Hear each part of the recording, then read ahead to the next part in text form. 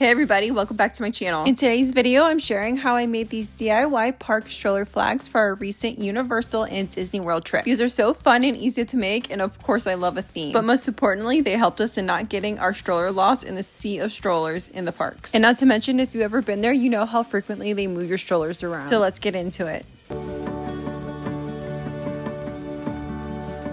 I start by grabbing these packs of pendant flags from Hobby Lobby, and they come in a pack of 3 and with the sticks. And what I'm showing here is to make sure you're putting your design on the flag the way that it goes on the stick. I accidentally made it the opposite way, ended up having to seam rip and stitch it to make it right after I made the flag, but lesson learned. So I used printable iron-on paper here, and I printed all my images out on that, and then I cut mine out with my Cricut because I have one. You could also hand cut, or you could just find some fun patches online, or a Hobby Lobby has a ton of them that you could choose from and do it that way. And then I just iron it on like I would anything else that I do. And how funny is this flash one? Nick and Judy Hobbs actually absolutely loved this. They were cracking up over this. And I actually made my husband a matching shirt to go along with it. But to just make it a little more fun, I added some ribbons that I had laying around, and I just cut them and tied them around the princess one, and I added some fun bow embellishments just using some hot glue. And then the last part is just attaching the clip to the stick, so then it'll clip around the handle of your stroller.